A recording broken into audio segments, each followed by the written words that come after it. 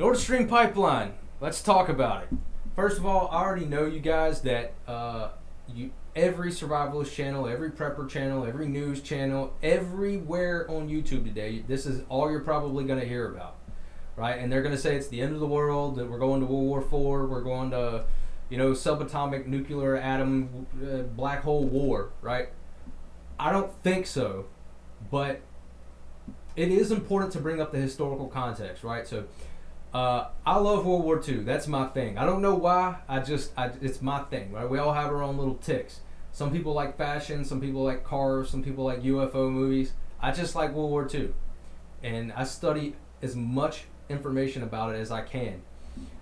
And that's what Germany did to enter World War II. They said that Poland attacked them, right? They put some bodies in German outfits and said that the Polish border guards attacked German border guards, and they used that as the excuse to go to war. Now, obviously, it was just an excuse. It was made up, and Germany was using it because they already had their army staged. That doesn't just happen, and then you have your whole army ready to send across. That's not how it works. Is this that? Is the Nord Stream pipeline that, right? Some type of false flag as an excuse or as a reason to ramp up all these. Look, it's clear that a lot of countries have motivation. Maybe Russia has a motivation to do it, which would be weird because they could just shut it off. But maybe they did that so they could blame it on somebody else, right? Psychological warfare. Maybe the U.S. did it. And maybe they did it as a reason to say, look, NATO was attacked. We need to go defend ourselves in Ukraine. Or maybe it was Ukraine, or maybe it was Latvia, Estonia, Sweden, Finland, Germany. They all have a reason and an excuse to do it. And it's not hard to do it. It's not really that deep. It's like 200, it's a little bit over 200 feet deep. Anybody that is an advanced scuba diver can do it. Just go down there with a satchel charge, whatever it is they used, and blow it up. Now you can see from this article that we are expecting that it was some type of explosive device used because they detected a peak on the seismograph, right? So the graphs that normally record an earthquake, explosions can trigger that. It can set it off and make it read as if it was an earthquake. They detected two different spikes, and it was the Nord Stream 1 and 2. They both got hit at different locations. So that's kind of, I don't want to say like makes me want to lean more towards war, because if you really just wanted to sabotage it, you don't have to blow it up. You can go down there and do other things, right? You just crack it, drill holes in it, a plethora of things that you can do if you know about sabotage. But they blew it up. That's a lot harder to repair, right? If it was just cracked, it just leaked, they can repair that stuff pretty easily. But if you blow a hole in it, well, that's going to take a whole lot longer to fix that issue. And what this really did is it just made the desperate Europeans even more desperate. Now, there wasn't any gas flowing through these pipes at the time those explosions went off, so it's not going to limit the amount of gas that Europe is currently getting. But that does say, okay, well, what about the other pipelines? There's pipelines that are going through Ukraine.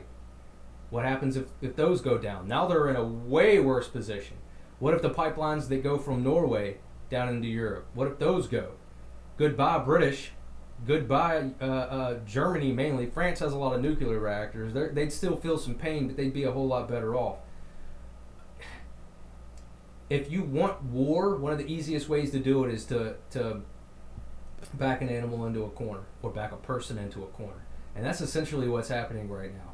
Now, I can see that Russia is trying their best to get Germany back out of NATO and to back out of supplying goods and stuff to the war effort, but it might not work. I don't know. I do see this as escalating the situation. I don't think we're going to have World War III tomorrow or any of that kind of stuff, because it didn't change the supply situation in Europe as far as natural gas. But if this starts to escalate and more pipelines start getting blown up, yeah, then it could be. It really could be. I hope I didn't just ramble on and make the situation even more confusing for all of you. That's not my intention. I I just don't want it to sound like it's doom and gloom, end of the world in every video that I make. I know a lot of people do that. It gets a lot of views. So, you know, I guess have your fun, make your money on YouTube, do what you got to do, boo-boo. But I want you to know that the majority of situations that happen around the world do not lead to escalating conflict. But sometimes they do, right? So put this information again on that shelf of possible things that might happen. It might happen, but I don't think that it will. I don't think we're going to go there yet. I don't think we're going to lead there yet either. Prayers for people in Tampa. Obviously, the hurricane is getting closer and closer, and the situation is going to get worse for Tampa over the next couple of hours. Next 12 hours. It's going to continue to get worse. This website has really been giving me problems lately. But you can see either way, the hurricane's well formed, well there, making its approach. So if this is just not more information and more reason for why you shouldn't already be getting supplies and prepping, if you live in Ohio, somewhere that's not under direct threat, is because when you get situations like this, you can't get food. The shelves are cleaned. It's gone. You stand in line. Fights break out. Sometimes people get shot. It happens. Right? Don't be that person.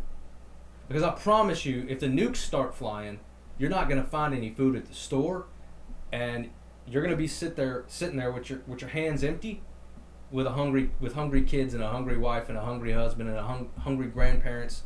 You get the idea. So don't be those people. Get yourselves ready. Get yourselves prepared for any possible outcome. Please. I love each and every one of you. I'll see you in the next video.